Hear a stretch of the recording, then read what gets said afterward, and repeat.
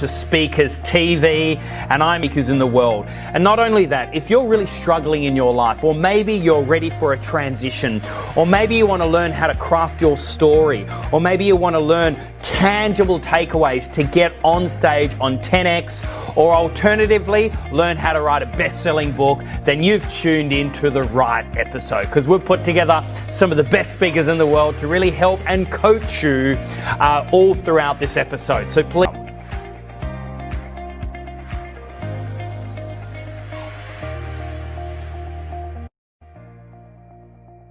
Put this back to there. So, I met Clinton Swaine approximately around 6 years.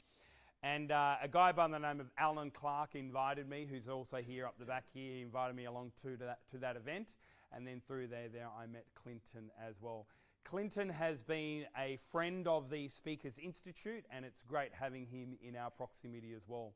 One thing I love about Clinton, not only has he got years and years and years of experience in the field of gamification and experiential learning, but really he's developed hours and hours, days and days of content around gamification. He has a number of events that he runs as well, and I know that you guys are going to be absolute blessed by this international speaker who travels all over the world, does these games. He has over 300 games in his repertoire, and I know you guys are going to be absolutely blessed through him. So ladies and gentlemen, please welcome to the stage, Clinton Swaine. Got a short amount of time, and I've got so much to cover. What do I mean by that? Well, if I start teaching my normal content on day one, I can teach for 106 days straight without duplicating any of my content. I create these incredible big-scale games that enable people to interact and learn and grow. That's half of what I do. The other half of what I do is to do stage training and work with people to dramatically elevate their ability to be on stage. So this morning's section is going to be very different than any other normal event where you come along and sit in rows. We're going to put all chairs to the side. We're going to get you getting. So I'm going to lay the foundation first of some of the key things I want you to be able to look at to be on stage. But how many of you would like to be powerful, impactful, and captivating when you're on stage by a show of hands? Thank you.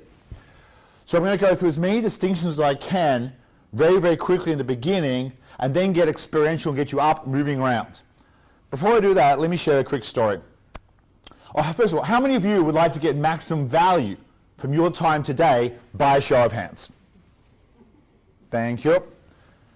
There they were, two boys, Billy and Johnny, and they dreamed their whole life of going to Disneyland. Finally, the day arrives. Parents buy the tickets, drop the boys off at the gates of Disneyland. The boys walk through into Main Street, USA. Now, Johnny, he's looking to get driven around. No car comes, sits on the nearest park bench. Not Billy, he's so excited to be there. Grabs a map, plans his day around Disneyland. Frontierland, definitely going to go there. Space Mountain, I've always wanted to go to Space Mountain. Runs through the park, gets in line for Space Mountain. Finally, it's his turn. Click. Click, click, click, click, click, click, click.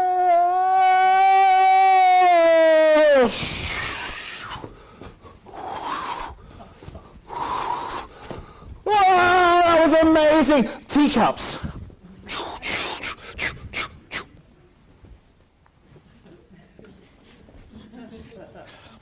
Indiana Jones. Pirates of the Caribbean. Arr! The Matterhorn. Ah.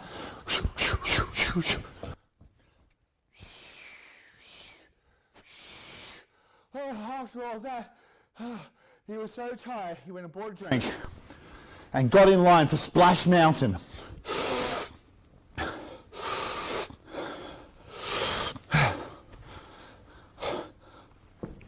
Seat's a bit wet. Zippity-doo-dah, zippity-hey. My, oh my, what a wonderful splash. He was drenched from head to toe. He dried himself off, went every ride, made it multiple times. Then he heard, the park will be closing in 3 minutes. The park will be closing. Oh my God, I've got to grab Johnny. Runs through the park, See the fireworks going off.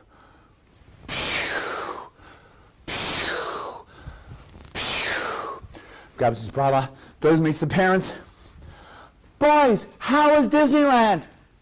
Johnny goes, I hated it. It's horrible. Worst day of my life. Billy goes, I loved it. It was incredible. It was the best day of my life. The lesson is this.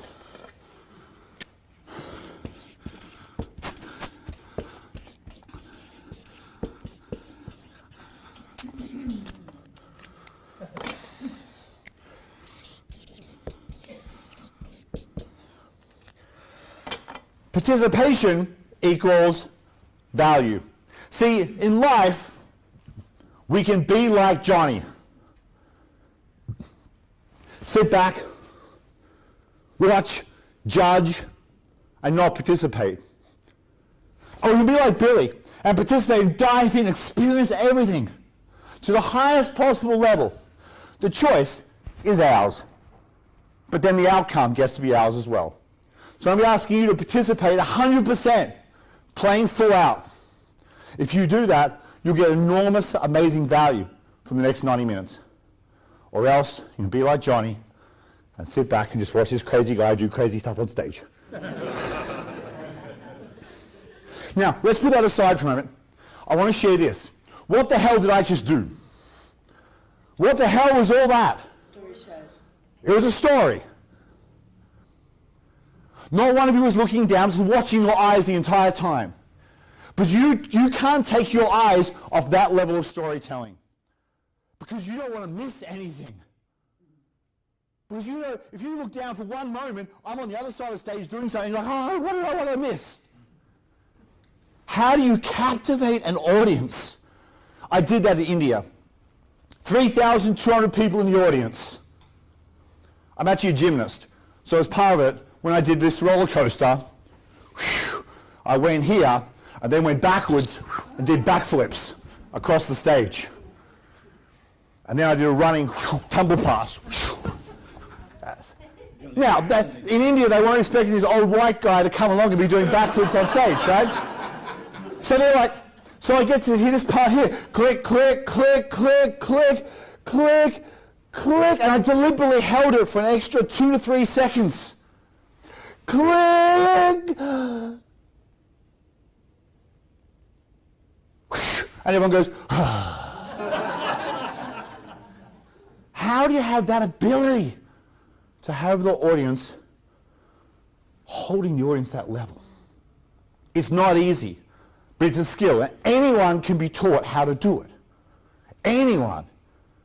So I'm going to give you as many distinctions as I can in the beginning, then we get a couple of you up here and work with you and take you very quickly from where you are to get you some distinctions to get you up to being a world-class speaker. Okay, first one.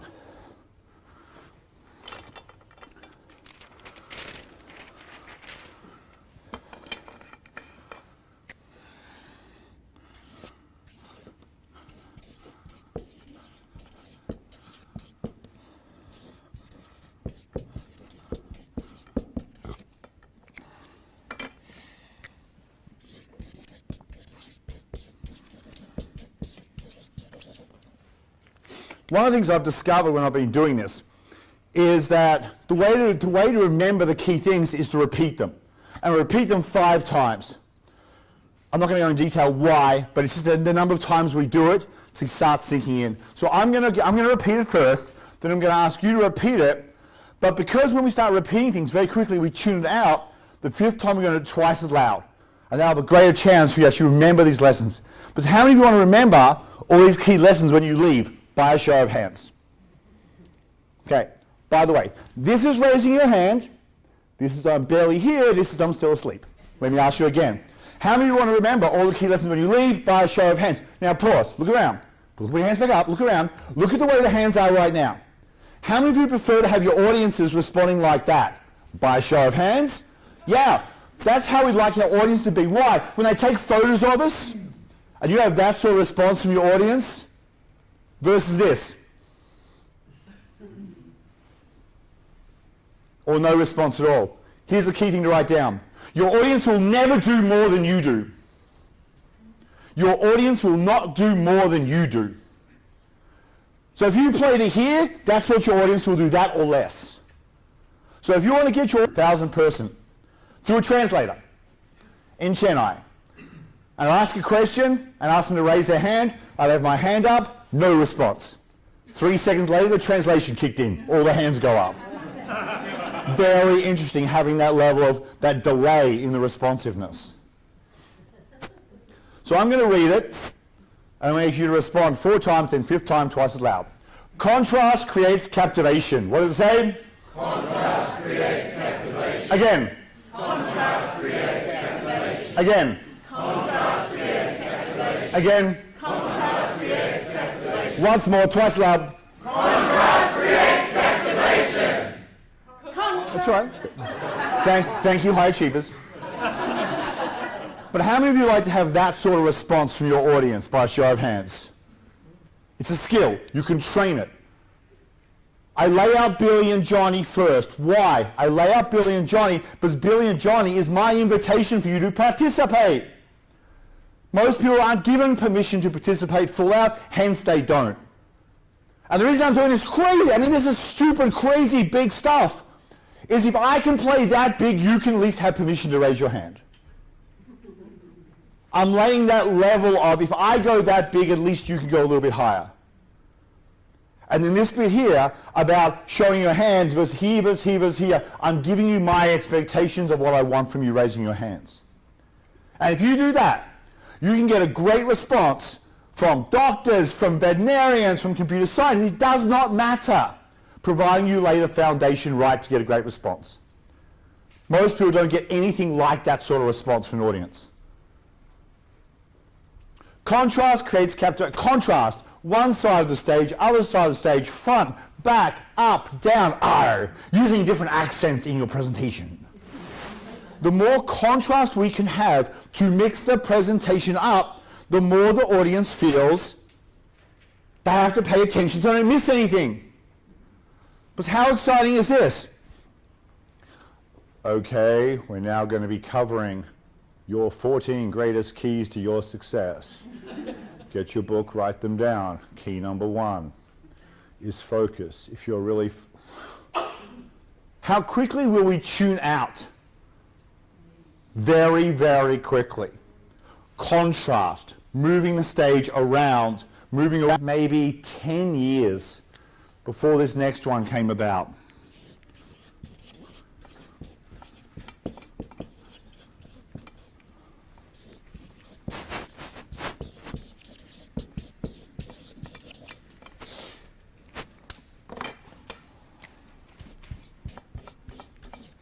Consistency kills captivation. What does it say?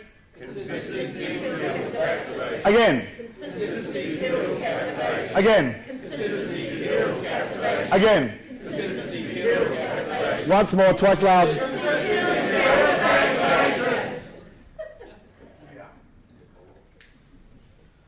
And so energetically that felt awkward because some people were out of sync and rushing it down the front. But consistency, anything that's done consistently, you'll start to lose captivation of your audience. Whether it's standing in one spot only, using a monotone voice. My friend of mine was watching the movie Marvel, Civil War. And he said, you know what, the movie was boring. I said, what? It was an incredible superhero movie. He goes, no, but it was action the entire time. And what I realized is even something which is a huge budget, Hollywood movie, if it's the same thing every single time, you lose that contrast, you lose that captivation. They'd be like me going, okay, what I'm going to share with you is this amazing big... It won't be very long before you want to tune it out. Because it's the same the whole time. It's like too much of the same thing. Consistency kills captivation. Next one.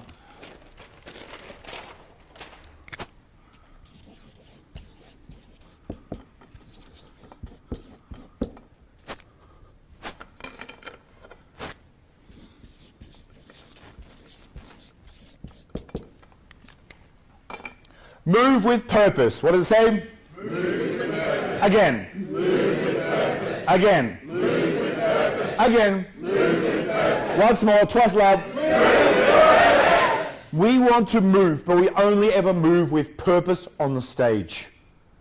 I'm not sure you've ever seen speakers pace back and forth, and you want to strangle them. I want to strangle them. Most people I know want to strangle them. Here's why. We have to interpret any movement on the stage for meaning. We are constantly observing, looking for meaning to us. And if they are pacing, we're asking, are they moving for a reason? But they're not. And you know they're not, but you have to keep asking them, are they moving for a reason? And it gets very, very frustrating watching someone pace back and forth. It is better to strip out pacing and stand still, because at least they don't have to deal with all this meaningless information to process out. Our goal is to communicate with clarity and leave impact. Okay, next one.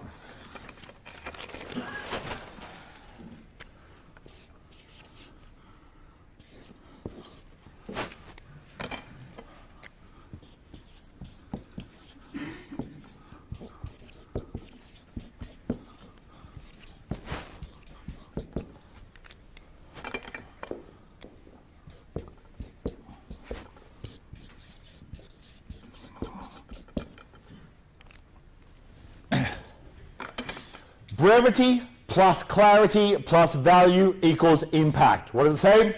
Brevity plus clarity plus value equals. Again. Brevity plus clarity plus value equals impact. Again. Brevity plus clarity plus value equals impact. Once more, twice loud. Brevity plus clarity plus value equals impact. And how many of you would like to be very powerful and impactful when you're on stage, by a show of hands? Originally, when we were doing this, the flip chart, when I first learned from some of the speaker, the flip chart said, brevity leaves impact. Let's test and see. Hi. How many of you is that going to transform your life? Unlikely. So brevity by itself does not leave impact. Brevity plus clarity. Okay. Hello everybody, my name is Clinton. Yes. Okay, what's missing? Value. There's no value, so there's no impact. There he was, standing at the podium, giving his speech at Gettysburg. 2 hours and 20 minutes, 13,000 words and more. He finishes giving the Gettysburg Address. His name was what? Incorrect. Edward Everett. Edward Everett was the first speaker at the Gettysburg Address. He spoke for 2+ hours. Everyone finishes off giving him applause as he leaves the stage. Abraham Lincoln then came to the stage and what is now known as the Gettysburg Address. He spoke for just over 2 minutes, 10 sentences, did his speech, and as he left, got a massive standing ovation. And that speech has gone down in history. Now, I live in America, so most American schools have children remember and recite Abraham Lincoln's Gettysburg Address. How many children do you think have ever remembered Edward Everett's speech? Come on, Johnny, 13,000 words, you have to remember it all and deliver it.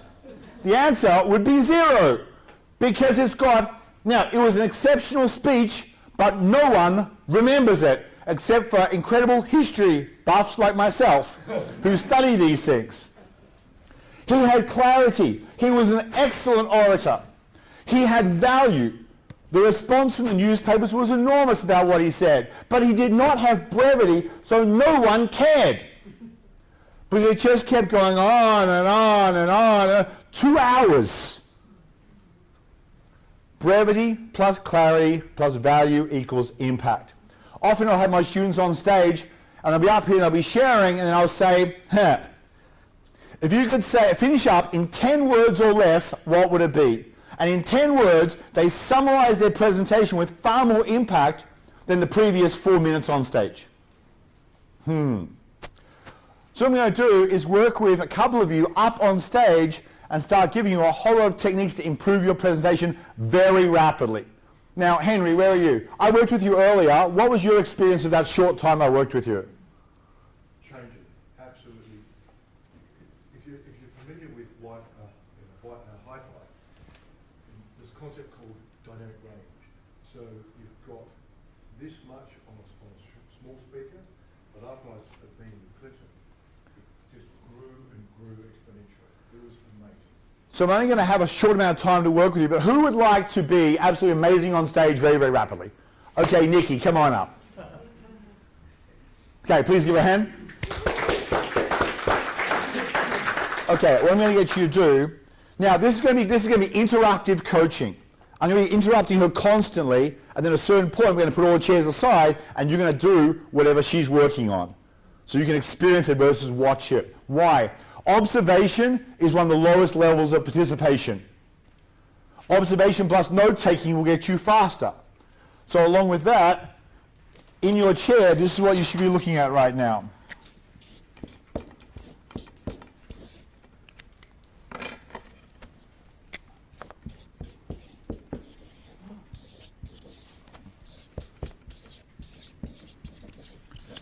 Filter for lessons. What does it say? Filter for lessons. Again. Filter for lessons. Again. Filter for lessons. Again. Filter for lessons. Once more, twice loud. There will be lots and lots and lots of little distinctions, notes you should be writing down.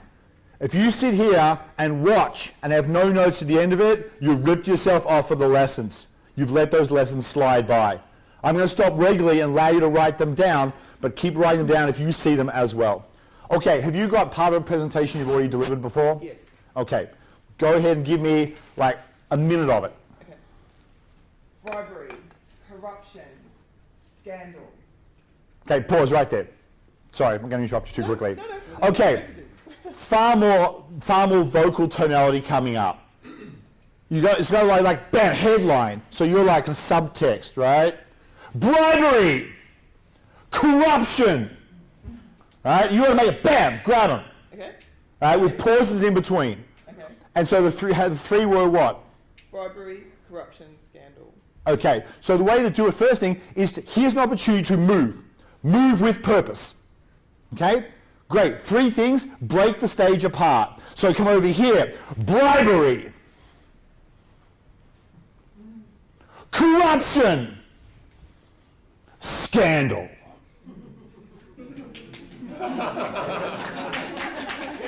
Now, do you think you've got the audience attention right now? Yes. Okay, do that. Bribery. Bigger, more vote, project more. Bribery. Bribery. And hold it. So one of these Michael's going to talk about holding it. Bribery. Yep. Bribery. Corruption. More. Use the whole stage. Look, you've got the stage. I'm getting to the end. Still got No, to go back. Go here, over there, and then come back to the middle. Oh, okay. So you own the stage back in the middle at the end. Okay. Look, the fear here is that, oh, I can't have too much silence in between. No, if you loud here and big, then the pause has value in between. But if you don't play big up, if you just go, bribery, corruption, scandal. Do you see the difference? Yeah. But if you say it with projection, with like headline, yeah, you let that time to sink in and percolate. Okay, go. Bribery. Corruption. Scandal. Good. Now, when I did it, bribery was big, corruption was big, and then scandal. Yeah. It's like there's a ooh, bribery, corruption, scandal. Okay, do it again. Now, one thing in this essence, you want the word to fill up the motion. So imagine as you say the word, it's got to fill up the entire motion. Bribery. Do you see? I start the word at the beginning of the motion, and I finish the word, and the motion ends. Bribery. I want you to stand over here and just watch me do it. Just bribery,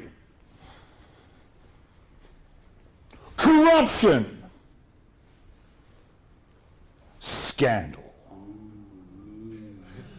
Okay, do that. Bribery. Corruption. Scandal. Good. Okay, keep going. Have you ever wondered why this is the way that FIFA is portrayed in the world? Have you ever wondered, or have you ever wondered, why this is the way that FIFA is portrayed throughout the world? Do that. So much more gesturing. Yes, much more. What we want to do is we want to turn it into each word captures, or each motion captures a key number of words. What we do is engaging the visual and the auditory. Now, as we play bigger with the visual, it'll also increase our auditory. Have you ever wondered? Out more.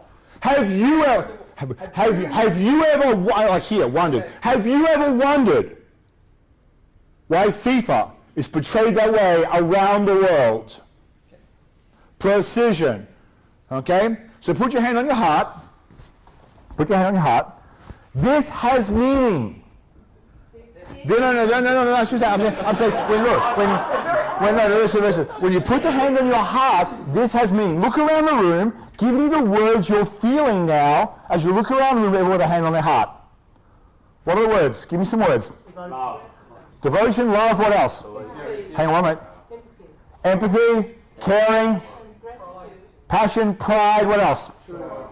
Truth. Okay, so all of those words came up, and all you did was this. That's the power of body language. All those words came up in your audience's mind, and all you did was this. So when you hit the motion correctly, you convey the correct meaning. Okay? Well, tell me the meaning of this. Nothing! There is no meaning. This has no meaning. Right? So if you do this, instead of this, your audience is like, huh? What? Huh? What about this one? I'm hungry. So if you end up going, look, I really want to love you. No, their first thought is hungry. So the power of body language, when it's congruent and aligned with your message, it amplifies the message.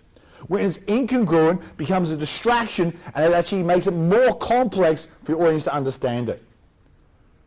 Okay? So reach out here more. From here, clarity, right to here. Have you ever wondered why FIFA has that reputation around the world? Okay, go. Have you ever Reach out. You're reaching out to them. Not just back here. Have you, like out here? Right, like an appeal. Yes, absolutely. Have you ever wondered why FIFA is portrayed like that around the world? Now, for around the world, when I do world, I'm going to go this way with one hand, so because this is more like a rainbow. Alright? If you ask people what motion, if I turn the volume off and I do that motion, a lot of people are going to be like, dream, rainbow, unicorns, right? Whereas that is going to be far more interpreted as world. Okay? Great. Okay. Have you ever wondered why FIFA is portrayed like that around the world? Good. Now, imagine you've got a line down here, and your hand has to go along that line, which means you can't have it leaning forward or back. It's got to be completely along that way. Okay. Just do that one motion. Around the world. Better. A little bit. So what you're doing is actually going up and then towards the back. Okay. Imagine the lines here around the world. And when you do it, the word world should start around the world. and end. The world. You're still going back. You're going an angle like this. A line's down the front. So up here, so you're actually going to end up out here, not back here. Around the world. Good. Now, thumb in. Why? Why am I so particular even about that? It's this distinction here.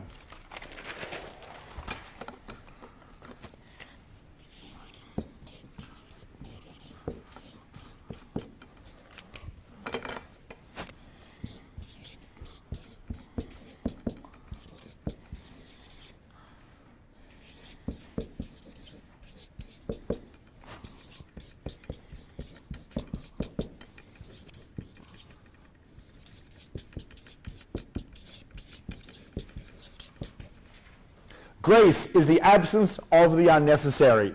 What does it say? Grace is the absence of the unnecessary. Again. Grace is the absence of the unnecessary. Again. Grace is the absence of the unnecessary. Again. Grace is the absence of the unnecessary. Once more, twice loud. Grace is the absence of the unnecessary. So therefore, we want to strip away anything but the purest essence of the communication. And if we do that, we'll have far more impact than adding in meaningless bits. And even the bit about where the hand is, if the thumb's in there, okay, do it again. Around the world. Good. Now do the whole thing.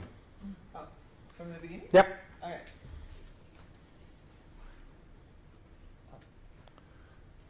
Bribery.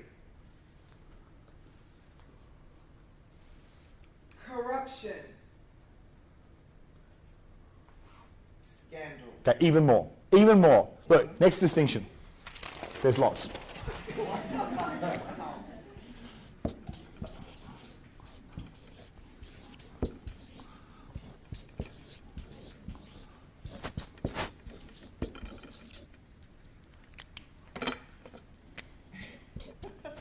Aim to go too far. What does it say? Aim to go too far. Again. Aim to go too far. Again. Aim to go too far. Again. Aim to go too far. Once more, twice loud. Aim to go too far. Well, we have a fear sometimes on stage that we can be too big. You can't be too big. When you think you are being too big, all the audience sees you as being powerful and incredible on stage. Especially in a big audience. Look, I'm talking, these distinctions are designed for 1,000+ audiences. If I was speaking to 4 people at a local meeting, I'm not going to roll up and go, "Hello everybody, my name is Clinton." It's too intimidating. It's not meant to be like that. This is designed for a big audience. You've got to communicate and connect with every single person in that audience. Okay, bigger. Okay. First one, bribery. Right? Okay. I'll go big. Go to your job, Nikki, is for me to say, calm down, Nikki, calm down. Now, in the entire history of doing this, we've only had to do that twice. One of them was my guy who runs my fog machine. We were doing our military assault course, and he's had the fog machine going so long, when we came in, we couldn't actually find our own feet. In fact, we bumped into the pillars in the room because he went too far with the fog machine. So he got the award for going too far. But in this case, on stagecraft, never happens. As big as you can go. Okay, go. Bribery. Corruption. Scandal. Keep going. Have you ever wondered why FIFA is portrayed in this way around the world? Bigger, reach, bigger. Yes, because when we think we're big, we're still playing. Reach with that arm. Do it again, just the world bit. Okay. Around the world. Okay, good. If you saw that, if you noticed her body, her heels came up. When heels come up, the audience interprets it generally as lack of groundedness, as lack of substance. So if you want to have your message come across as grounded, you need to sink the weight down and be able to still, the way to compensate is you bend your knees.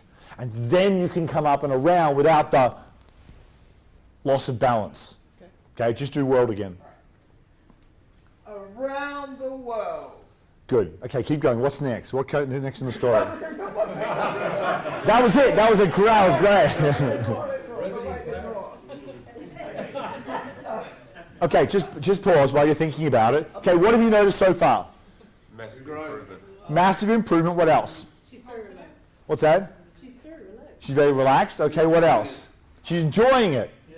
High level of engagement with the audience. High level engagement. Okay, why? Because we are picking up her energy and her flourishes actually are captivating. Great. What else? Yes.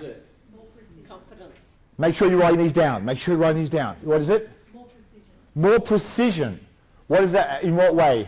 So just with obviously her body language, and she's just more direct. So then we're more engaged. Great. Okay, yes. And she looks like she means it. Looks like she means it. Yes. Passion is enrolling. Passion is enrolling. Yes. Better impact. Better impact. Yes. I definitely agree that she's captivating, but I've got a little question. Yeah. Is this a certain style? Because imagine you're at a TEDx and there's 10 speakers and everyone's doing this and presenting big and acting. So are there degrees of... Yeah. The best ones use the actions. I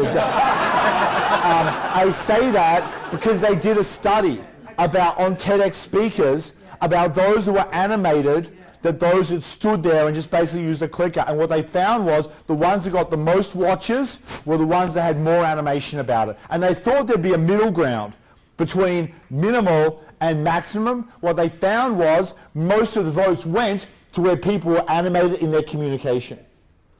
So, yeah, is there a difference? Do it. Well, I do a lot of training of people who train TEDx speakers. I work with them on how to get them to keep TEDx speakers, keep raising the game. Because obviously as more and more and more speakers are becoming TEDx speakers, it used to be that a TED talk was like, oh my God, then TEDx came out, and then there was thousands and thousands and thousands of TEDx talks. So to rise above it, yeah, this sort of stuff is what will capture it. All right, cool. Yeah. Anything else seems to me the expert of this topic. Why though? Right? That's how it comes across. Her voice and actions.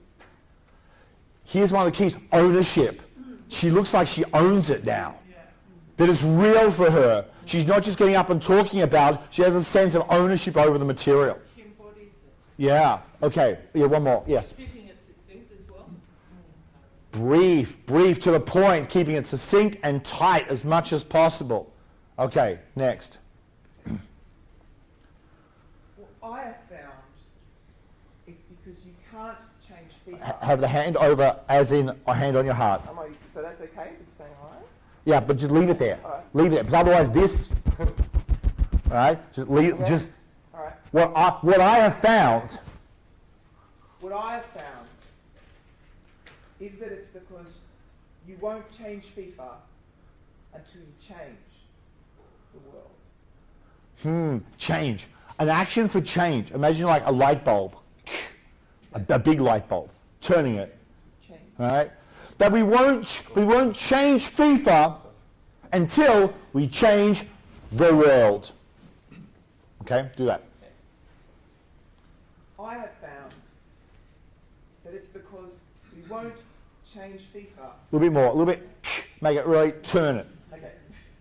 I have found that it's because we won't change FIFA until we change the world. You see now, she's truncated most of the world. Okay, I've made the world smaller. All right, but can you see that?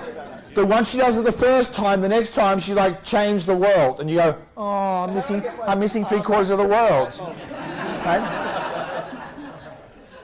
What I have found is we won't change FIFA until we change the world. Okay. Yep. You have plenty of time to communicate this. And the tendency is, well, I haven't got time to go back to here. No, you have plenty of time. You know? What I have found is we won't change FIFA until we change the world. What I have found is that we won't change FIFA until we change the world. Okay, now we've got more of the world now. Right? From here, from over here, from like 9 o'clock around. Right? From 9 o'clock around. Still missing Africa. I have found that we won't change FIFA until we change the world. Good. Cut that little pause out between, a little bit less pause there. Okay, do it once more. A little bit less pause between what? Until we change the world. Okay. You had change Okay. the world.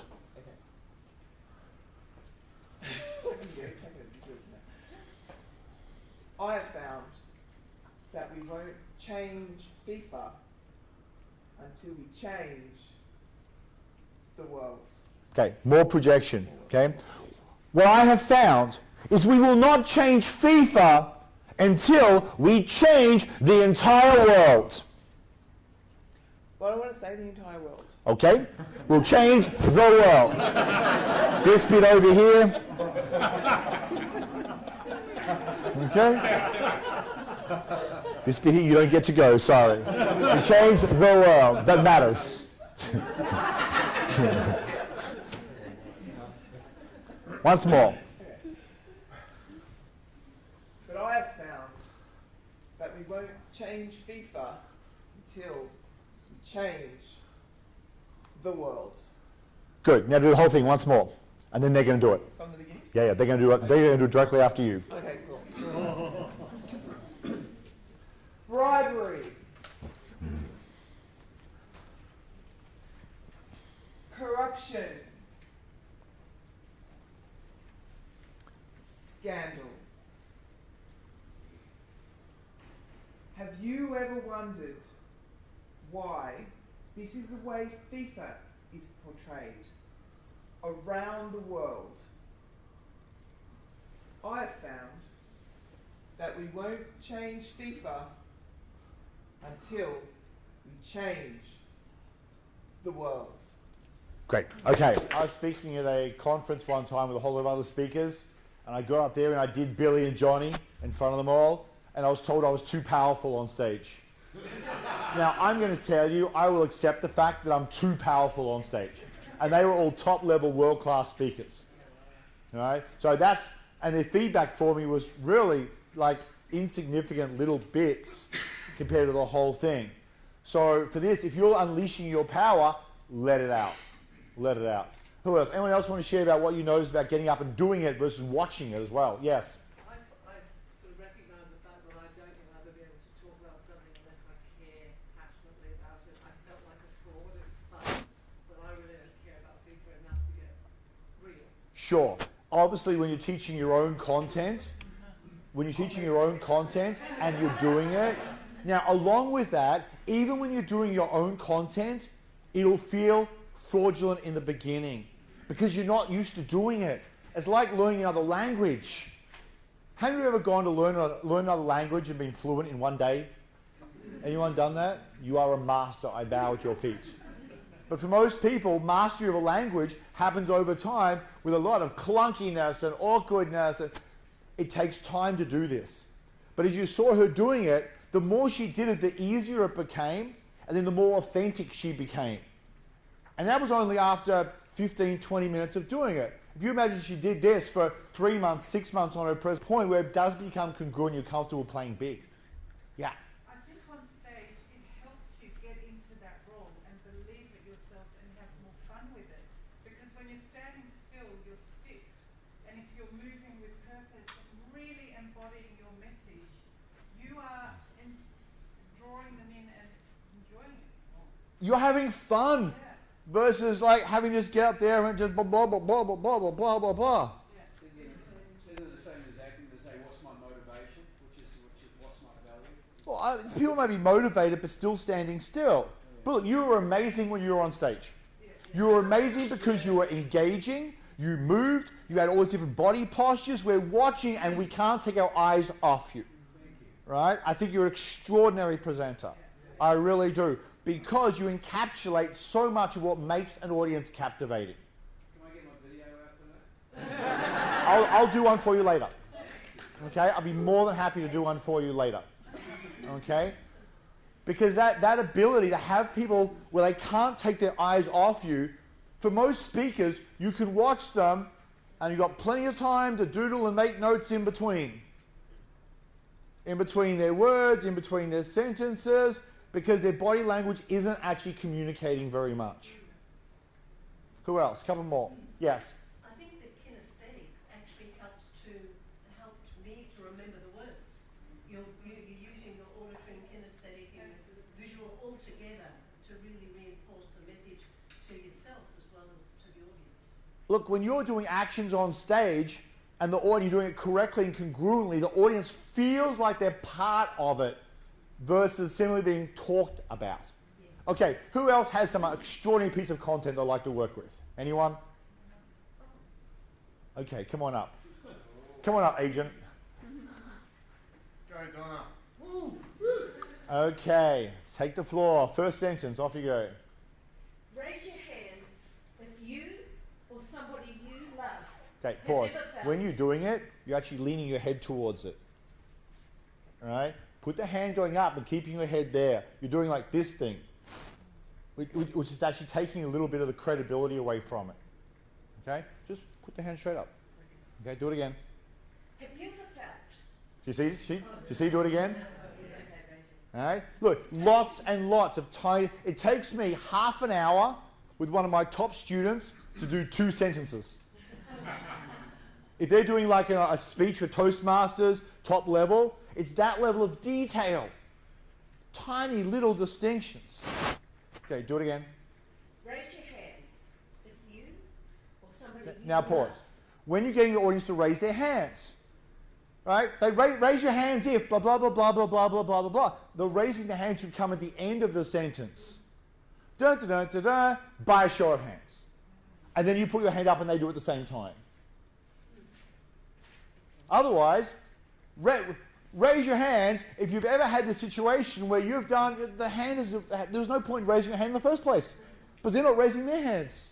Yeah. So again, we want to strip out everything that's not the most critical in the communication. Okay, do it again. Have you ever felt bullied by a show of hands? Now, is that better? Yeah. Yes. Huge difference. And yet it's just minor adjustments. If you also notice the way she softened her voice, that wouldn't work with corruption. Bribery. Okay, keep going. Have you ever felt bullied by a raise of hands? Okay, bullied, then raise a hand. So bullied, then raise the hand. All right, do it again. Now I'm hearing, have been bullied by like raise your hand. Have you ever felt bullied? Please raise your hand. Good. That's all right. That's all right. Do it again. Have you ever felt bullied by a raise of hands? Research tells us that 1 in 4... Pause. Okay, what a waste of an opportunity. Look, any space above our shoulders is gold. Absolute gold. We want to use that up. Why? 1 out of 4. Not 1 out of 4. Right? You want 1 out of 4. Snap, snap, snap, snap, snap, snap, snap. This is when you have great shots of you in front of a huge audience and you're on stage powerfully like this. Oh, that's great shot. Versus this. I mean, is this what you want them to have photos of you? No. So you might as well go up to here and play big. What it also does, it opens up the shoulders, gets you to project stronger. Do you know that 1 out of 4, okay, show me that. Research tells us that 1 out of 4 children are bullied every day in Australian schools. Do you know that 1 out of 4 children are bullied every single day? Do that. Research tells us that 1 in 4 bullied every Okay, single what? day. Good. Hand motions like this. Every single day.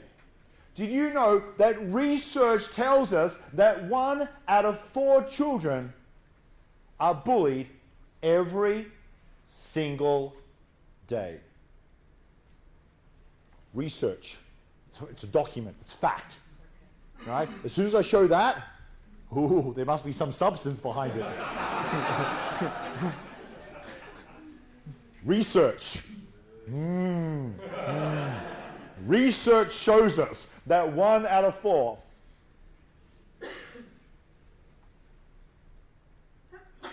Research. Oh, too big. Too big. Too big. But you're drawing a document, right? A4 document. Because that's got words on it, and that must be right.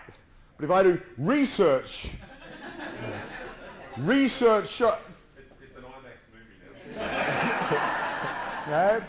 Research shows us that 1 out of 4, okay? Research shows us. It's got to be it's got to be like a piece of paper, not a square, not short. Research. Ooh. Ooh. Rectangle. Yeah. Graphs show us.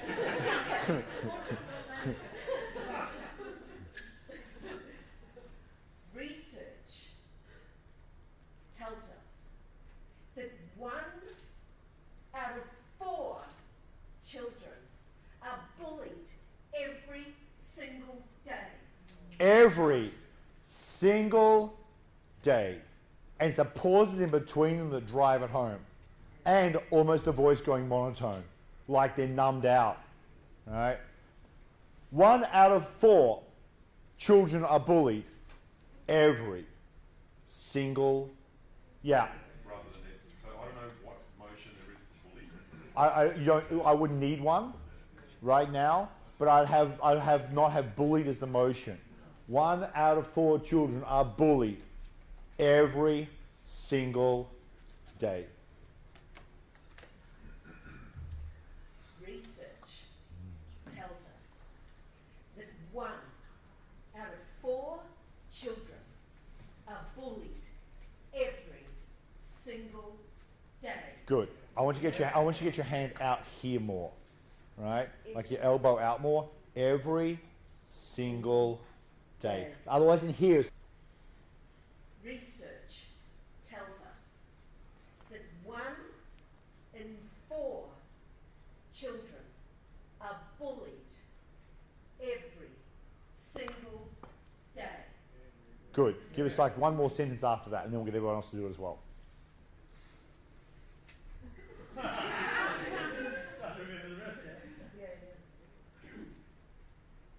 Every child is entitled to a safe and nurturing learning environment. Okay. So if you notice her hands down, they're all back here, which is not communicating anything.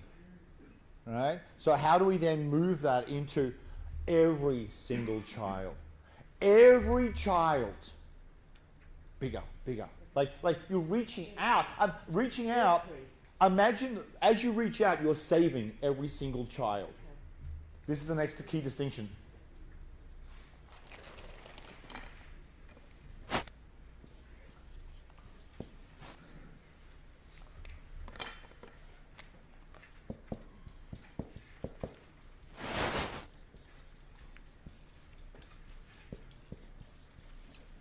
Be the communication. What does it say? Be the communication. Again. Be the communication. Again. Be the communication. Again. Be the communication. Once more, twice loud. Be the communication. Okay? So when you're out there saying every single child, reach out with your heart. Every single child. Okay? Every single child is entitled to a safe and nurturing learning environment where they can flourish. Good. Okay, safe and nurturing. What would be actions like that? Safe and nurturing. So you have separate words. Safe and nurturing. Okay? Like right across. Right? Yeah. Beautiful. So a safe and nurturing environment so they can flourish. Beautiful. Contrast. Contrast, contrast, contrast. Okay. Do that one again. Every child is entitled to a Safe. and nurturing. Oh, the other one. Safe, nurturing. Yep. Okay. Every child is entitled to a safe and nurturing learning environment where they can flourish. Okay. Do the whole thing now.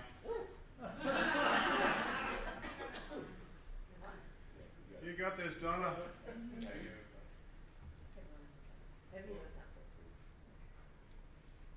Have you ever felt bullied by a show of hands? Research tells us that 1 in 4 children are bullied every single day in Australian schools.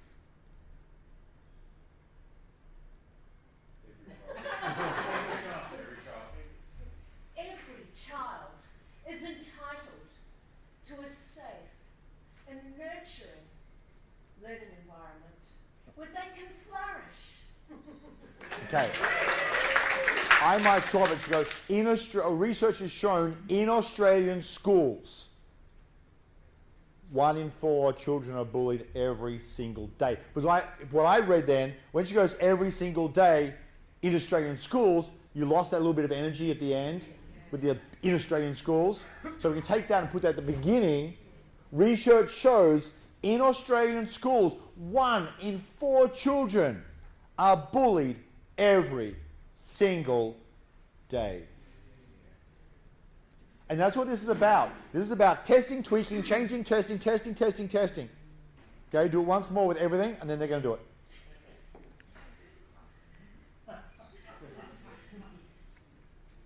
Have you ever felt bullied by a show of hands? Research tells us that 1 in 4 children. Research in Australian schools has showed us. So get the Australian schools up early. Have you ever felt bullied by a show of hands? Research tells us that 1 in 4 children in Australian schools are bullied every single day. Every child is entitled to a safe and nurturing learning environment where they can flourish. Beautiful. Okay. So, what did you notice? Okay, what did you notice? What do you observe? Yes. She stopped moving around space for unnecessary moves and actually focus on center where our attention is. Whereas before she was going face up, face down, face up, face down. Great. Okay, who else? Yes. After nurture, I feel like the arm should stay there until the next movement, because at the moment it's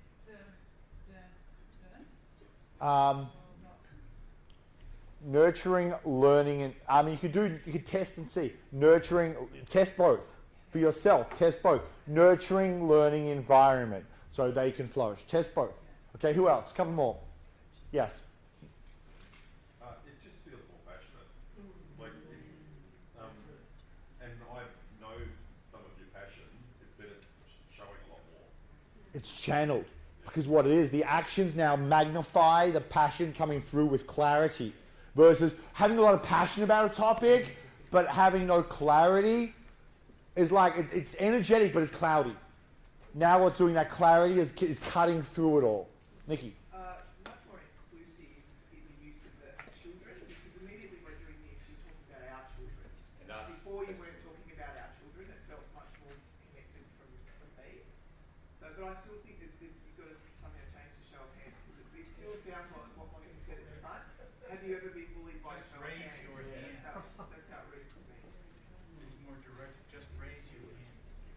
longer pause.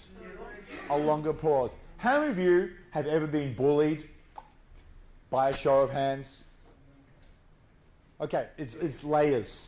You start getting the physical movements, the big physical movements, then the small ones, then the tonality, you start layering it all up until it starts. Then people go, oh, you're a natural. Right? You're a natural. No, just heavily drilled. Right? What else? Yes? Yeah, because all the emotions are amplifying the message out with clarity. What did you notice about that for you? The last one was a lot more authentic. Yeah. The more you do it, the more authentic you're getting, because you're actually fully being the expression versus simply saying the communication. Yeah. What else? Just really stripping it back, like you were saying, to get that detail, so then you have that real conviction and, like, just takes all that clunkiness out. Yeah. I love her. Well, my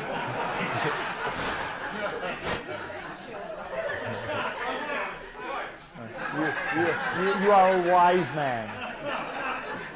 Okay, anyone else? Yes. I think it's very powerful. The body language, it's a very powerful message. It's like on stage when people are doing like a hip hop dance or even a haka. When she's saying nurture, I just want to cry for it. Because I feel the emotion through the actions. Yes.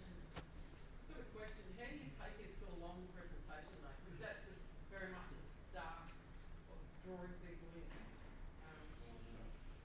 Do you continue with that action all the way through?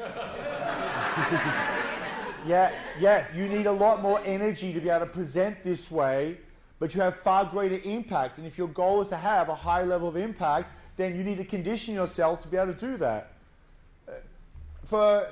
We do a lot of stuff with rock stars, where our students get to get up on stage and perform as athletes. You don't realize how good of a physical shape they've got to be on stage performing at that level of high energy for a 2-hour concert.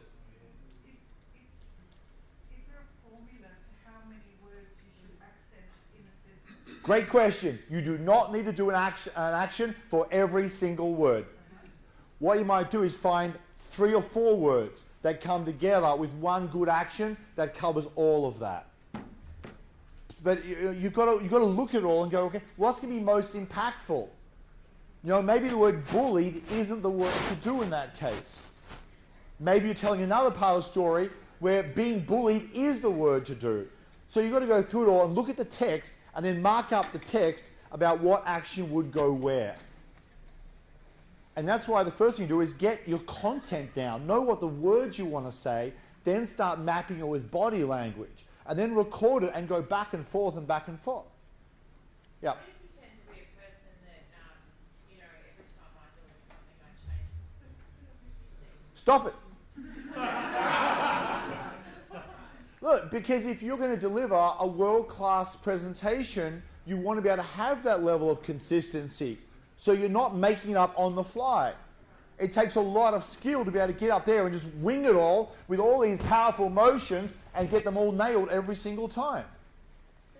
Okay, my question then with that is, if we're doing research on a particular audience and we're presenting a keynote, we need to know something about that audience, so that becomes a very unique presentation each time. Yes. So where do you get all the actions from? How do you be able to put it all together?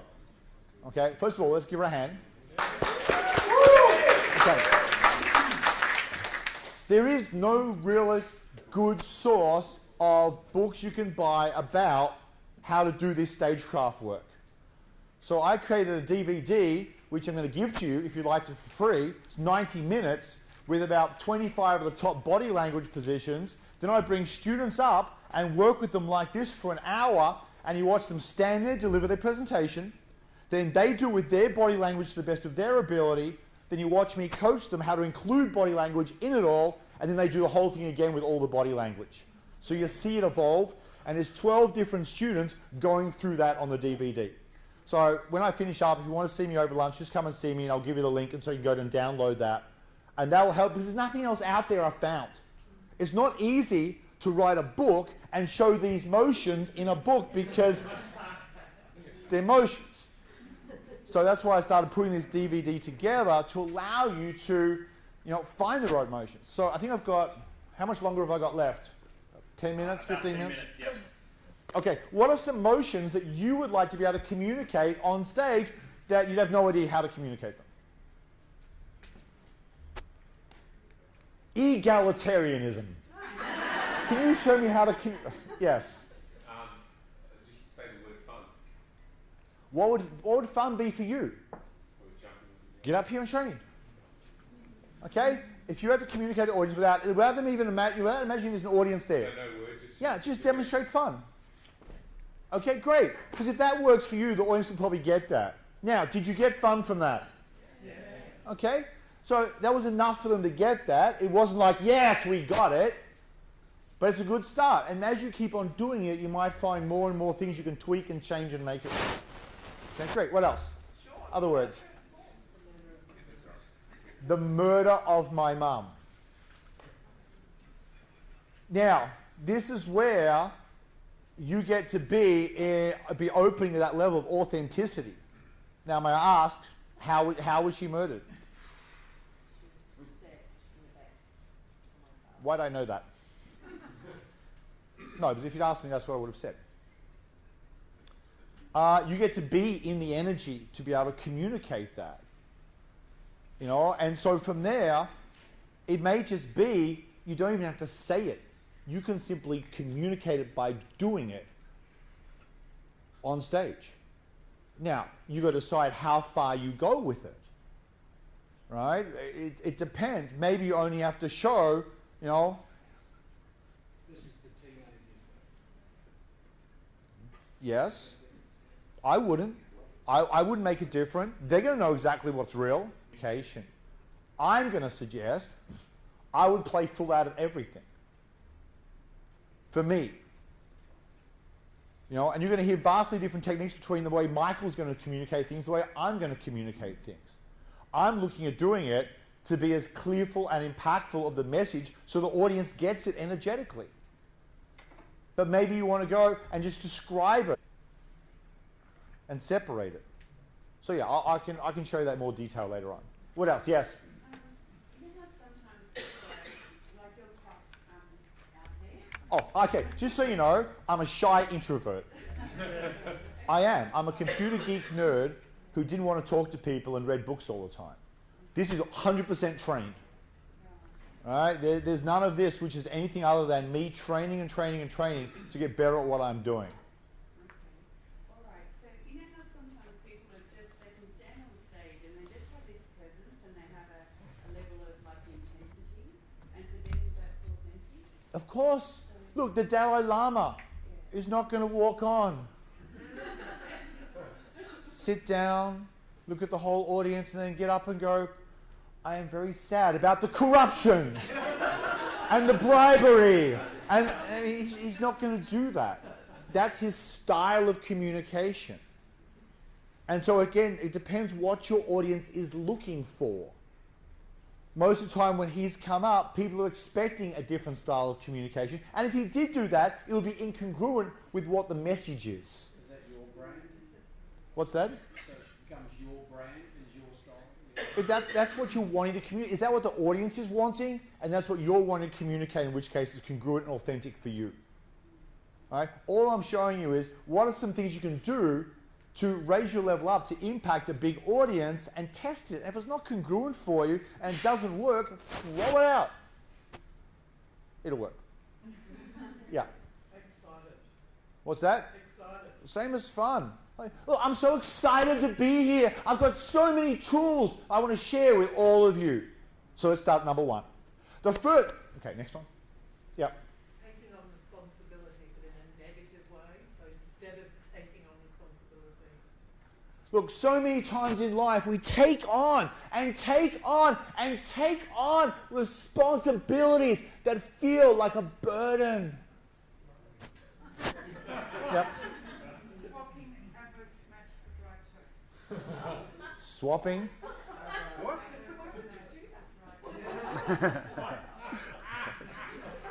Look, swap.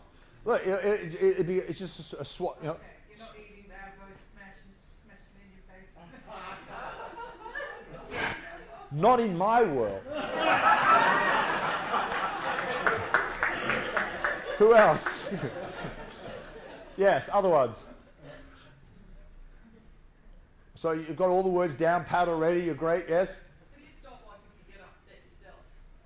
If it's a, murder of your parent or... Great question. ...that you're recalling? Great. You need to have dealt with all your stuff first before you can get on stage and deliver it authentically.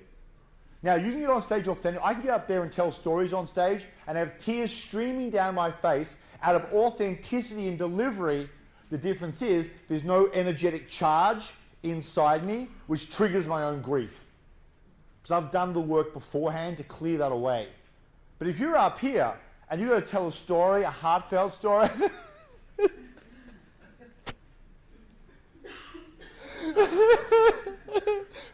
right? If you're doing that and you're busy grieving while you're telling your story, you're not ready to tell the story yet. I would suggest do more work on it, deal with the grief, and help clear that off so you can get up here and be powerful and authentic and share the story with the emotions but without the heavy grief attached to it. Does that make sense to you? No. Yes? Look, for many people, they have the edge of their comfort zone. And many people, they get close to it, they look over it, they lean against it, they want to break through, but just imagine a wall. Just make it as physical as you can. Great, who else? Yes, change. All right? So for me, look, for us, if we want our business to transform, then the first thing we do is to have for us to transform. What else? Yes? Lies. Lies. Right? In what context? Okay, you're having to deal with lies that have been told. So you want to describe the lies that you've heard or have forced on you. Right? So it's something like chaos and mess. Right? It may be that you have to deal with all the lies and deceit that is coming your way. You need to be able to clear that off to be able to move forward powerfully. Transition? As in life transition? Transition. Right? Some of them become, it's like, oh, duh, that seems so easy. Until you have to do it yourself and you forget. Yeah. Just dry topics, so finance and like really dry topics. The spotted back sea turtle is currently facing extinction in the southern sea. Like what? Give me a phrase. So, I haven't got a specific phrase off the top of my head, but I guess finance and that sort of things is. So it may not be the key word, it might be the actions around that word that you end up using for the action. It may not be for the word finance and money all the time. It might be, what we really want is our money moving, our money circulating, and our money growing that is going to allow us to build the wealth for us to move into the future that all of us desire.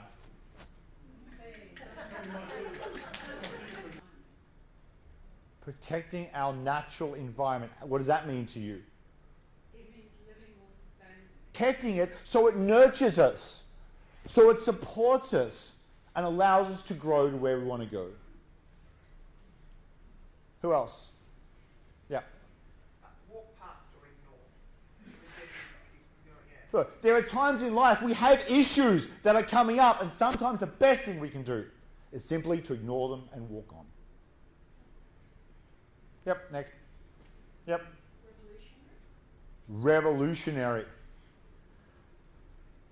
Look, maybe some of you have a revolutionary idea. It's going to transform the industry and disrupt everything that's gone on before. If that's you, then come and see me. Okay, next. Yep. How do you define these financial terms like equity, debts, P ratios, ASX 50? Look, you may not need to define those terms in body language, but it's how you want to deal with it. Look, my goal is to make sure that all my clients are investing into the right investments. And as they take those investments and place them in secure, protected environments, it's going to allow that to grow. Right, so you don't have to find words for everything. Maybe it's the phrase or the sentences around it or the words around it that are going to allow you to make the story work. But look, there's nothing I haven't been able to stagecraft. It just takes time to find the right actions to convey the message. Does that make sense? Great. Say that to me once more. Sucked out, torn out, totally exposed. Sucked out. Give me regarding what? Feelings, emotions, feelings. And you're expressing your innermost feelings. Sucked out, torn out, and Totally exposed. yeah. So sometimes we may have the emotions inside of us being sucked out, torn out of us, and we're totally exposed. Something like that. Look, you've got to test the word that's going to work for the way you're going to be saying it and what you're doing. Yeah. Okay? Okay, I've got about 3 minutes left. Yeah. Apathy. Not that I care, but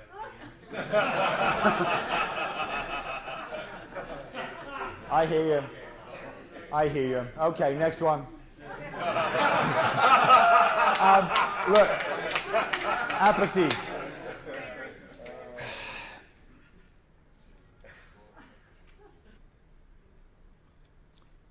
We really just don't care.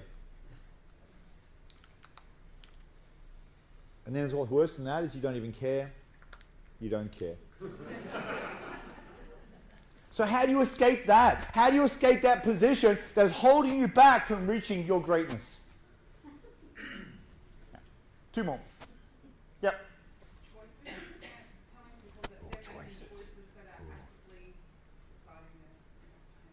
There are times in life where you're going to face choices. And these choices will determine your destiny. And you've got to decide which choice do you take. They both may seem great choices.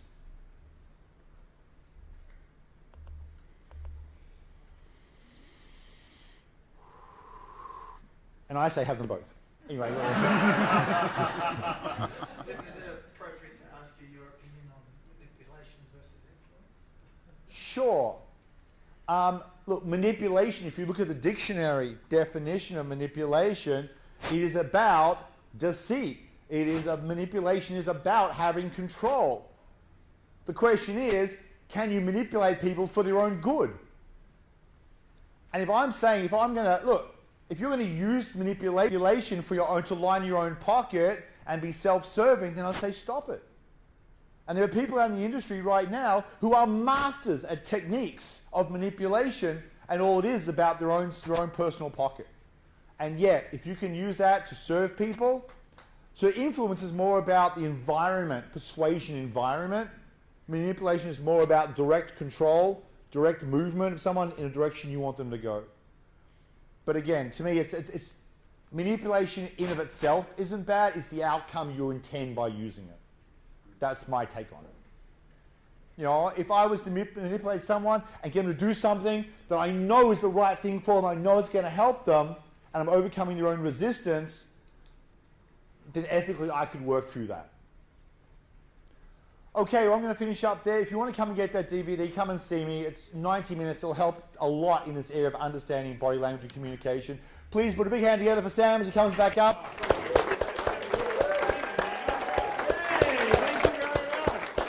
Thank you. Very quickly, I'm just going to bring my wife and also business partner up here as well. Ladies and gentlemen, her name is Kate Cawthorne. Come for your hands together, Kate. Clinton, on behalf of Speakers Institute and also Speakers Tribe, we wanted to thank you so much. For those people that don't know, Clinton, he does fly all over the world. He only just touched down a couple of days ago from US, Tokyo, and then US, Tokyo, Kuala Lumpur to here. To here, and then obviously you've been with us for the last 3 days. Clinton, you really are a master at your craft. We feel really honoured to be, for you to be in our community and in our proximity. So thank you so much. Here's just a very, very small gift of our appreciation. Ladies and gentlemen, this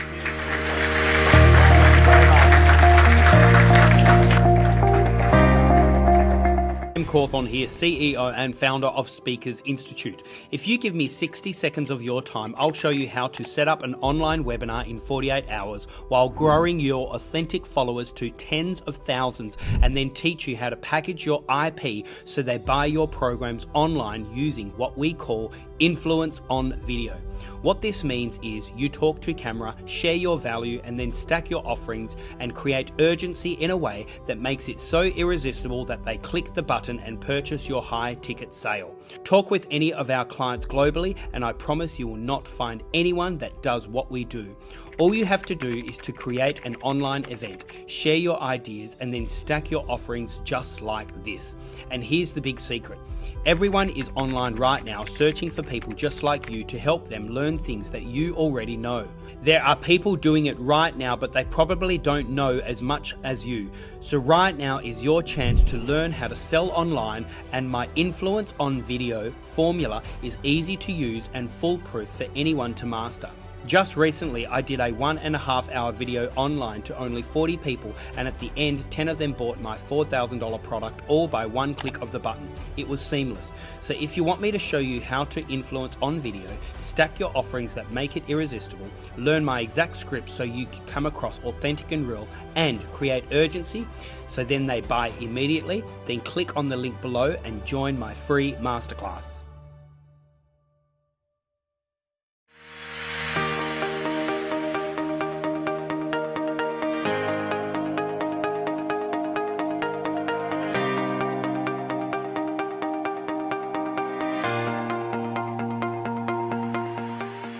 To firstly acknowledge you, Sam. Thank you so much for instituting the Speakers Institute, and all of the lovely people who've attended today. I think they've done I think you'll all go very far.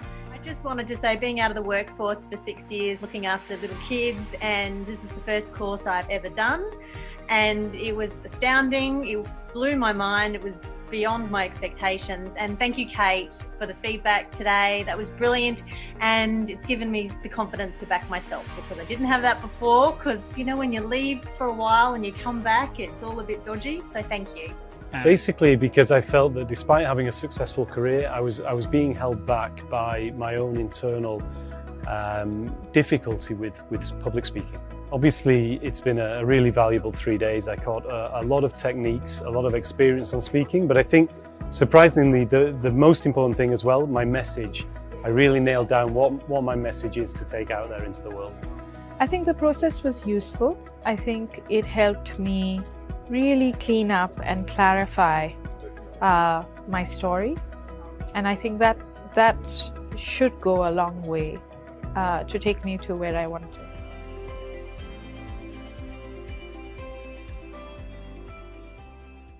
This is the Celebrity Authority Show.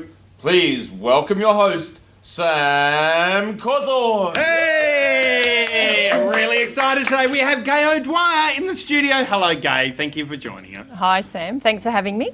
Gai, you're a peak performance coach, specifically in mindset recipes. I am.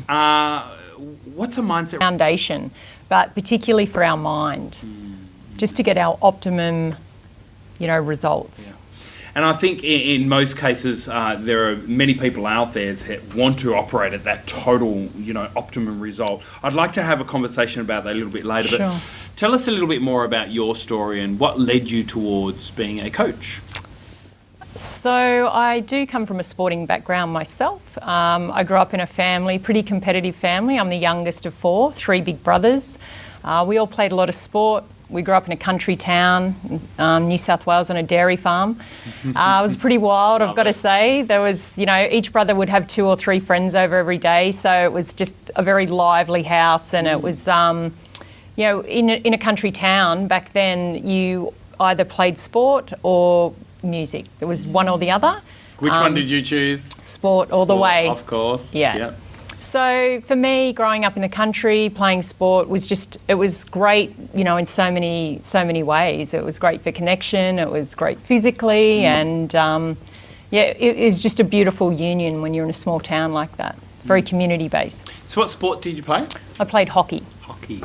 And were you good? Yeah, I was, definitely. loved the game, and I love anything that's very competitive. So, yeah, it was great fun. So then that led towards you now being a peak performance coach, specifically in the area of sport. Is that right? That's right. Yeah. So what led you towards that moment? It was during the time I was doing some training around the unconscious mind, because I sort of travelled back to when I was 16 years old, and I trialled to play for Australia. Yeah. And I had a lot of natural talent, and on the day I remember going to the trial, and I remember absolutely blowing it. And What do you mean by blowing it? It was as if I'd forgotten the game. It was just like my mind just went fuzzy, nerves took over. And so obviously I didn't get selected. Driving me home on a 5-hour drive, and he said, I spoke to the coach today, and she just kept saying, your sister could have made it, but she didn't have any belief. And he just kept firing at me like big brothers do. Why don't you have any belief? Why don't you have any belief? And in my head I was like, I don't know. And I literally didn't know.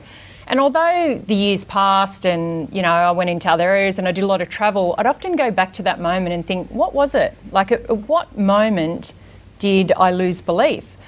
So I started training in neuro-linguistic programming, so the language of the mind, and that spoke volumes to me. And all of a sudden I could piece together how you can have belief and lose it very fast. Wow. And so through this curiosity, you started helping other people.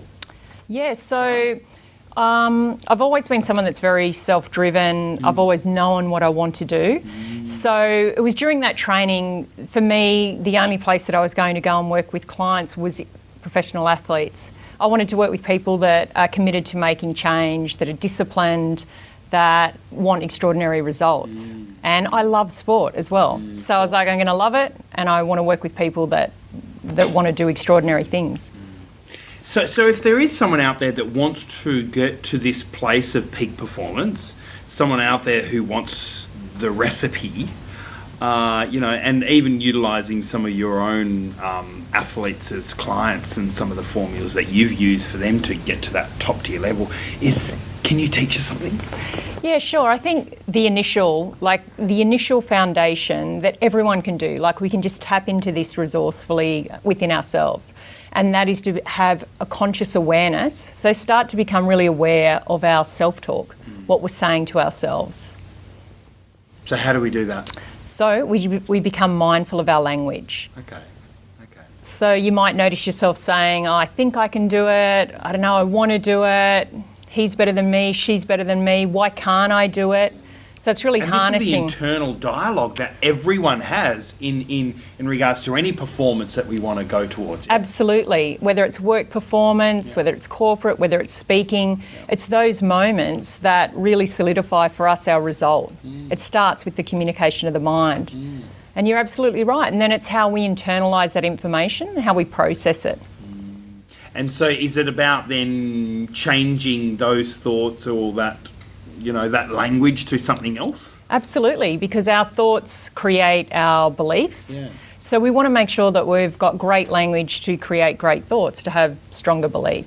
So what's some other language that we could, let's say I'm using I think I can, or I think I can, or I might be able to. What's some other language that we could use in replace of? Sure.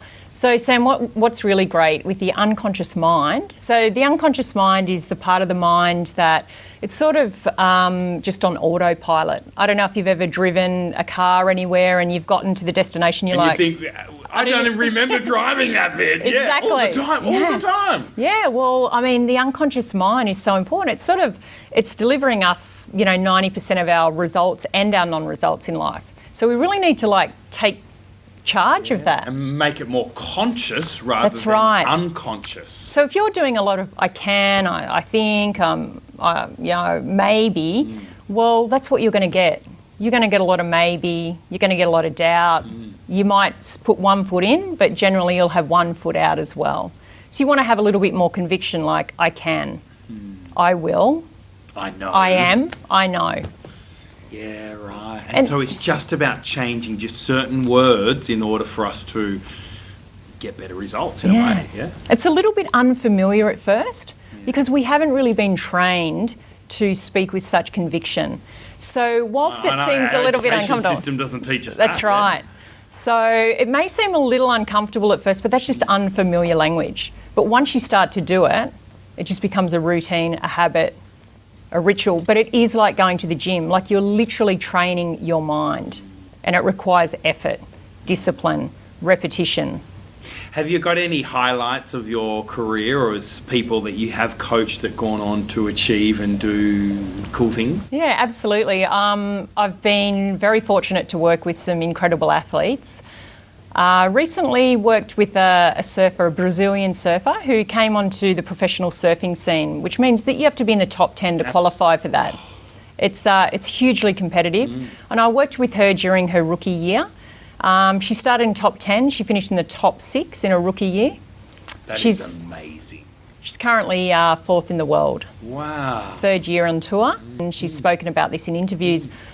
She'd had a really poor season, and we were working on and off, and it's starting to get, it was starting to get pretty cutthroat for her. The results weren't happening, and so she checked in with me and I said, look, it's all there. We've been doing this. So we went in, we started the self-talk, we refired the belief systems. Right. And that night I got up in the middle of the night and I watched her. And I watched her just beat 1 girl, 2 girl, 3 girl, 4 girl. And she actually finished, in a 2nd position for that tournament, which was enough to solidify her spot the following year. And it goes to show that our performance is mostly dependent on our mindset, and this is the recipe for that. Is that right? Absolutely. Yeah. So 70% of lost productivity occurs when we have a low social emotional intelligence, whether that's in business or whether that's in sport. Now in sport, it's costly, just as it is in business. So we want to harness our social emotional intelligence so we can bring up our results.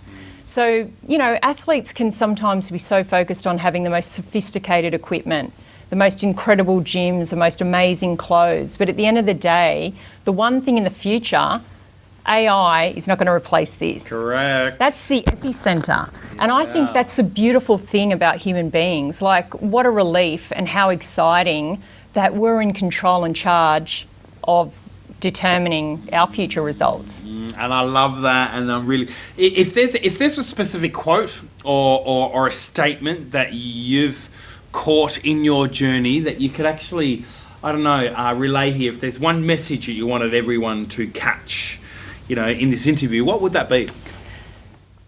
Well, for me, working with athletes has become a real metaphor for my life, as in whether it's parenting, running my own business, and it's a beautiful thing to go through challenge, ups, downs, wins and losses. And the one thing for me to always bring you back to focus is simply, I always say to myself and I say to my clients, and I watch them do this, because I think at any given point, all of us have experienced being broken in some way. So for me, it's always be brave. Be brave. Brave beyond broken. And so I will say to myself when I need to, Gai, be brave beyond broken. My athletes now use that all the time. Brave beyond broken. Yeah, I love it. And it just starts to fire us up mentally. So for Gai, me, what's that's next it. for you?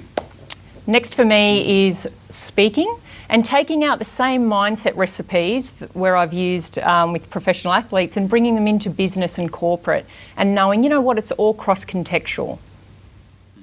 That's very, very true. Hey, thank you so much for joining us here on the show. I've really enjoyed this interview. Look, just before you go, we have a challenge. And the challenge is 10 questions in 60-second challenge. So, Gai O'Dwyer, do you accept the challenge? I accept. All right, Gai, your time starts now. Favourite colour? Green.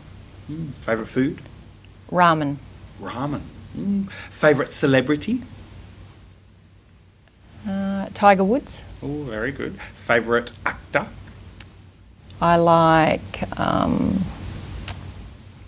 what's his name? Bradley Cooper. Oh, he's great. I saw a movie. He's a great speaker. Favourite book? Memoirs of a Geisha. Very good. Favourite movie? Silver Linings Playbook. Favourite city? Tokyo. Tokyo. Favourite drink? Red wine. Red wine all the way. Merlot or Cab? Pinot. Pinot. Favourite pizza topping? Margarita. Margarita. And, Gai, if you could be an animal, which animal would you be? Eagle. Why an eagle? The eagle flies the highest. It's graceful, a lot of wisdom, and it's always going to reach the top. Very good. Thank you so much for joining us here on the Celebrity Authority Show. Yay, very good. I developed from being an athlete. I played football, I did arm wrestling, I did cage fighting.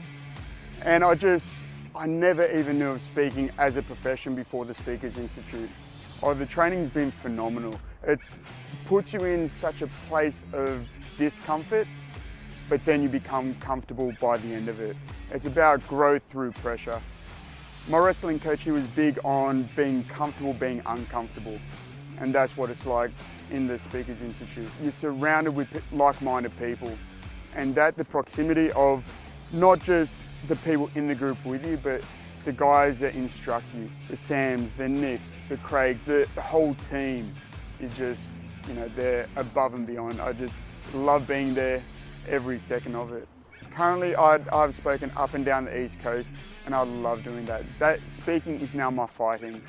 That's what I prepare for, that's what I plan for, that's what I train for. I've developed myself miles beyond where I was. I read books now. I never used to read books. In the last 3 weeks, I've finished 4 books, which over the last 13 years, I hadn't read 1 book.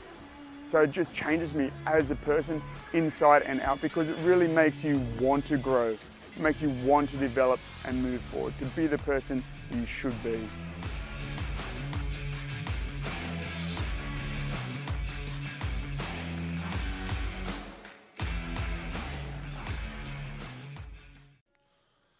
Let's go to the next TENx speaker for 2018. Nelsa currently balances her life between her many passions, which include her job on child protection, her family, her love of camping, her love for seeing This Is Me at Speakers Tribe Conference, and her crazy, wild belief in making a difference in the world. She has also now given up on trying to tame her hair. Ladies and gentlemen, this is Nelsa!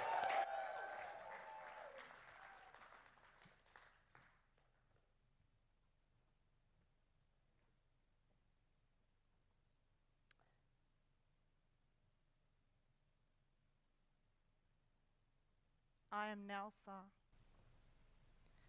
I am disrupting the future of mental health with creativity,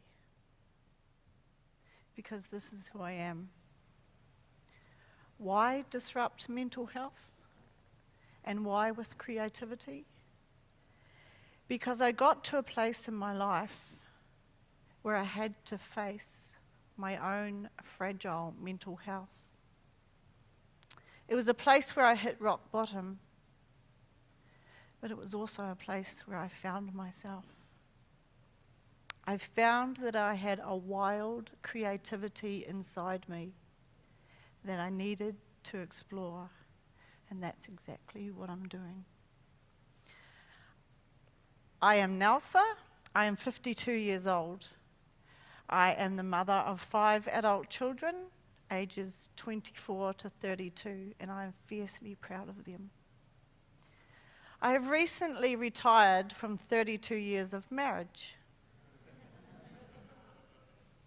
And this is part of my retirement package.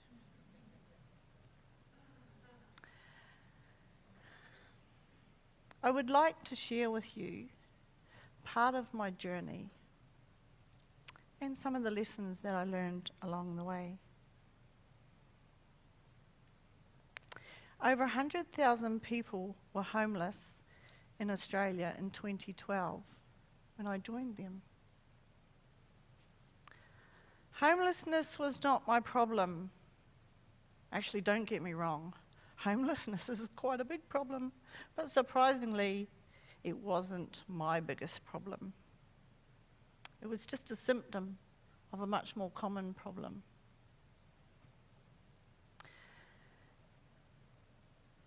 My problem was I didn't know who I was. I wanted to look in the mirror and say, This is who I am. This is who I'm meant to be. And girl, you are doing great. Clearly, I wasn't. My marriage had broken down. My children were suffering badly. And I was homeless. But I also looked in the mirror and said, girl, I needed to look at myself. To be able to transcend to the place that I wanted to get to and I needed to get to, I had to face the person that I was and the place that I was at.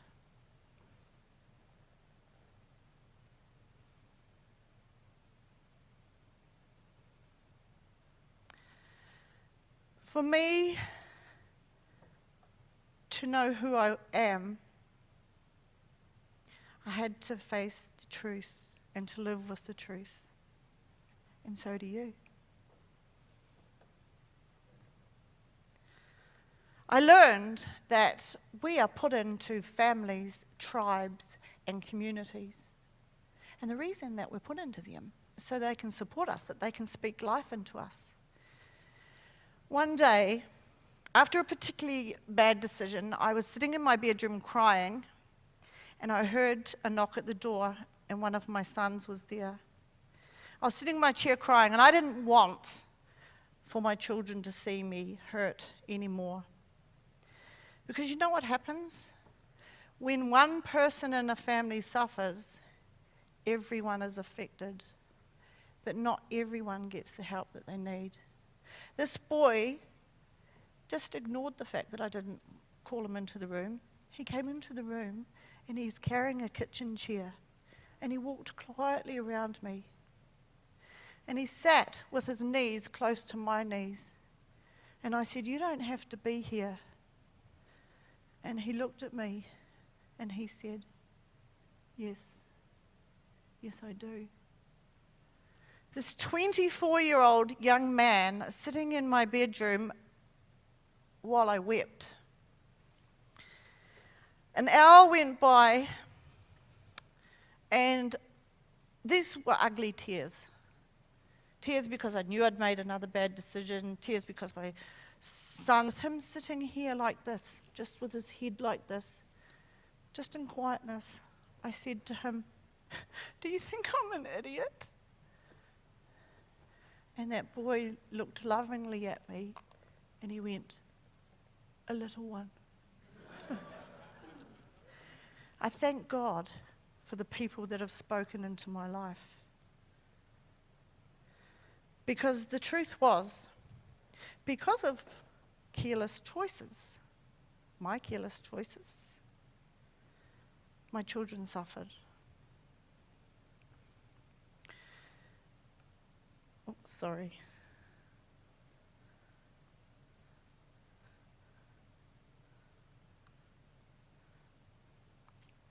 There was a day that I to end their life, and I found them.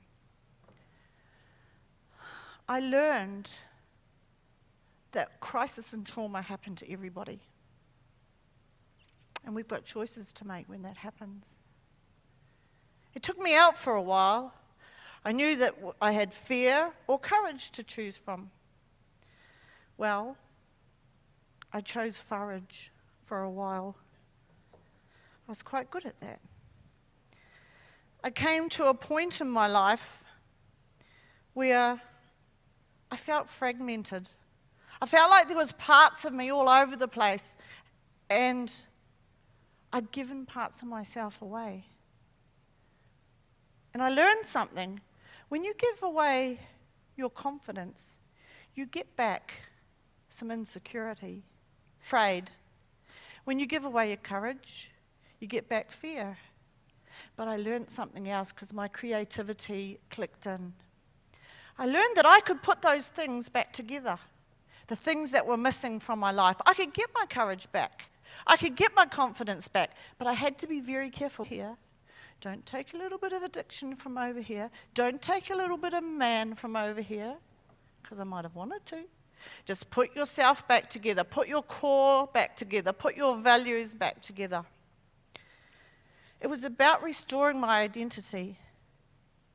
I knew that day that I looked in the mirror that that wasn't the end. It was just the beginning. And we can all put ourselves back together to step into it.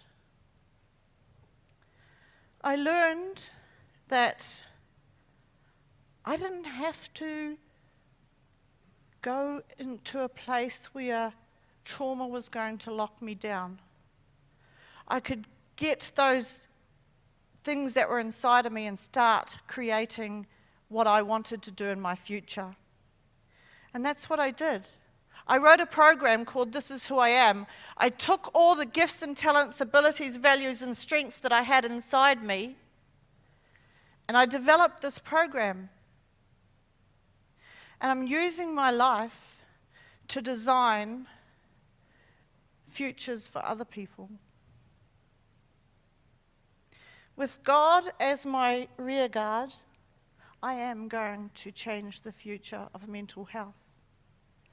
I am going to disrupt so that people don't naturally just have to turn to addictions to numb themselves. And you too can take the creativity from inside you, the future of mental health with creativity, because this is who I am.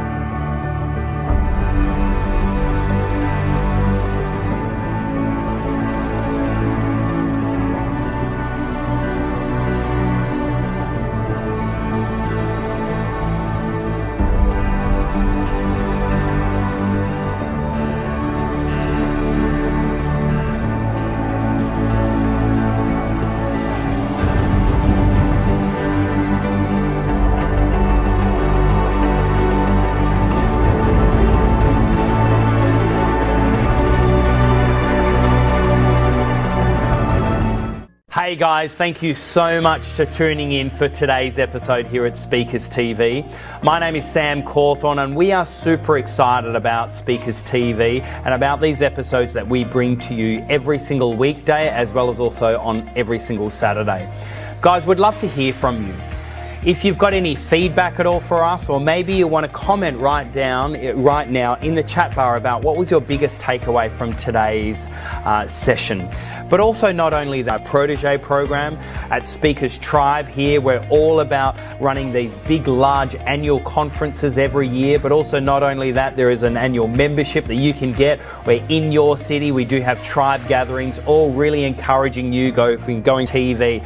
But can I please encourage you, why don't you like this page? Why don't you join us each day? Why don't you tell other people about these episodes? Because we are all about really helping you on this journey to becoming that recognized voice of authority, for you to find your message and your story and get that out there into the world. We are super excited about your journey, so please lean in and join us today. To your success, my name is Sam Cawthorne, and don't forget, the best is yet to come.